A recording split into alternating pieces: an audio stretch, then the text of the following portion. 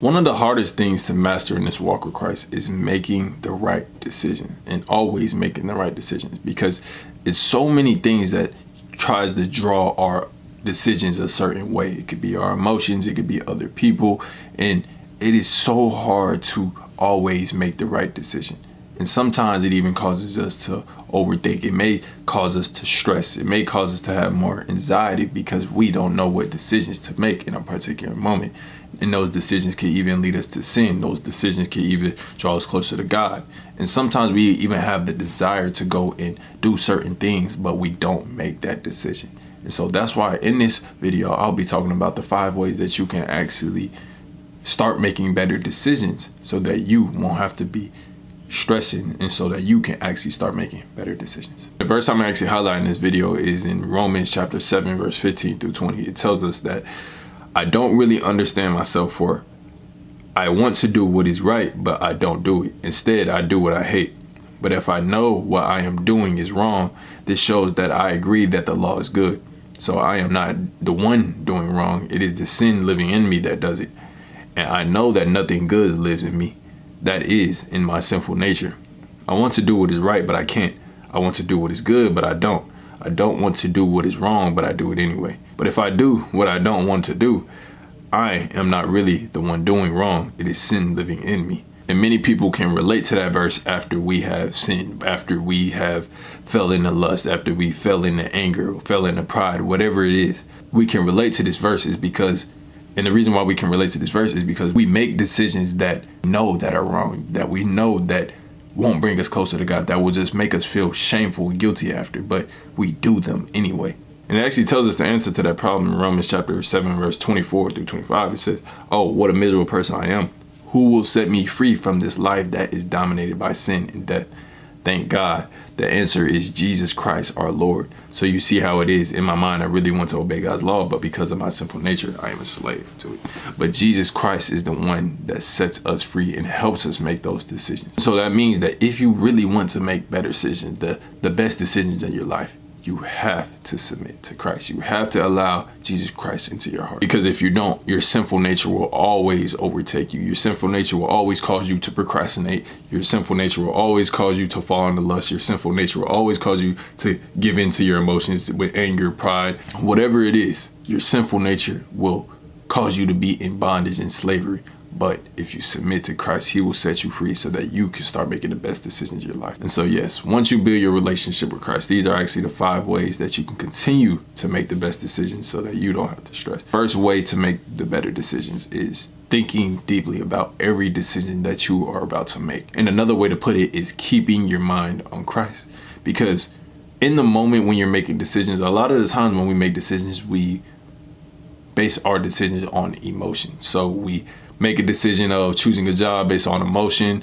We want money fast, and so we just get a job real quick. Or we give into lust because we just love that. We just want to give into that urge. We want to get that little feeling of enjoyment, that little feeling of pleasure for a moment, even though we know that we're going to feel guilty afterwards. And so instead of making decisions without thinking, you have to think deeply about the decision that you are about to make. So if you are about to make a decision, make sure that you are thinking deeply on it, reflecting, and maybe even write things down if you need to. If that's something that you have time for, if that's something that will help you, write it down if you need to, and write down the positives. Just write down everything that can come good out of the decision that the Holy Spirit is putting on your heart. And if it's a bad decision, write down all the negatives and the positives if you stay away from that decision. And once you start deeply reflecting on those decisions instead of just making decisions without even thinking, that's when you will make the best decisions in your life. And if you know a decision will lead to something better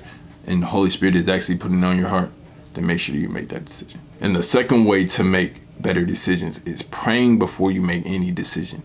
It doesn't matter what it is. No matter if you're about to give in to anger, make sure you pray. If you are about to give in to lust, make sure that you pray. Pray and ask for strength. Pray and ask for peace when you're in anger. Pray and ask if you are finna make a big decision. Make sure you pray about it so you're not stressing as much, so you're not procrastinating on it. And so continue to pray and give all of your burdens onto God, because a lot of us try to keep this burden on us, and that causes us to stress more and have anxiety. And so with any decision that you are going to make, or any decisions that you are making, make sure that you have prayed before and that you are praying even during the decision that you are making. Because the second you stop praying, the second you stop relying on God, you start to rely on yourself, and then that's when everything will go wrong. But as long as you keep your mind on Christ, that's when you will make the best decisions. Like I said at the beginning of the video, if you don't rely on Christ, then you're going to be a slave to your sin. You're going to be a slave to your flesh. So make sure that you are praying before every situation, praying before every decision that you make, because God will help you make that decision. He will put it on your heart, whatever decision you need to make, but you just got to trust in him, and you got to actually talk to him so he can help you. And number 3, the third step to make better decisions is actually getting people to help you with decisions. Getting mentors, getting people who can help you make better decisions, friends that are there to build you up, there to support you. Because if you are just trying to make decisions on your own and you have nobody to talk to, then yes, it's going to be more stressful. And even people to mentor you in the word so you can make better decisions with the word. And it's so important that you have somebody to talk to, because if you want to be in a position, then the best way to get there is talk to someone who is already in that position. So if you want a mentor, if you want a better life, a successful life, then you have to be able to find people who are already in the position that you are in, or on the road to already in the position that you are in. And the word tells us that if we walk with the wise, then we'll become wise. But if you walk with fools, then you'll be destroyed. And so it's important that you walk with people who are wise, walk with people who have more wisdom than you, so that they can give you wisdom. And then once you get to the point where you are wise, then you can teach other people how to gain more wisdom. And that's how the process continues to go. If you find someone who is already in the position that you want to be in and you learn from them, then that's how you can replicate the same thing that they did. They can literally give you the steps to be in the position that they are already in. And so find someone, find a friend group, find mentors, find someone who can actually mentor you in the position where you want to be, whether that be getting better reading the word, whether that be creating a successful life, whether that be someone who has a good relationship. No matter what it is, just find someone who can mentor you, find someone who can help you build better habits, because that is how you can get to where you want to be the fastest, and that's how you can make better decisions. And number 4, the fourth way to actually start making better decisions is stop overthinking, because overthinking causes you to procrastinate many of the times, majority of the times actually. Not only does it cause you to procrastinate, but it also causes you to be more anxious and stressed. And that is why you need to just trust in God and stop overthinking. If something is on your heart to go and do it, then go and do it, as long as the fruits are not going against God. And what I mean by that is, if it's going against God's morals, if it's causing you to do something that you know you're not comfortable with, or something that you know that God doesn't want you doing, then that's when you should not make that decision. And that's when you really shouldn't even be thinking about doing it at all. But if you know God put something on your heart, like, to go and start a business, or even if it's a bad decision that you know you're not supposed to make, stop thinking about it and just don't do it. And many times, us overthinking causes us to make bad decisions. That is why a lot of us struggle with lust so much, is because we try to fight these thoughts in our mind, and we think about it too much. We think about, oh, should I be doing this, knowing that we shouldn't be doing it? Or we procrastinate on reading the word because we be like, oh, I don't even know where to start. Just try to start somewhere. Just start in Matthew, start in Genesis, start somewhere. Start from the beginning if you need to. But stop overthinking, because overthinking causes you to procrastinate on many things, and it stops you from making certain decisions. And so once you actually master not overthinking and actually taking actions on the right things, that is when you will actually start seeing breakthrough in your life. Because that's what happened to me. I stopped overthinking on certain things, and I just started taking action. I stopped ignoring those questions of how am I going to start, and I just started. I just stopped asking myself these questions of, should I do this, or is this the route that God has for me? And I just started doing whatever God put on my heart. I started to do it. And once I started doing that, that is when doors started to open.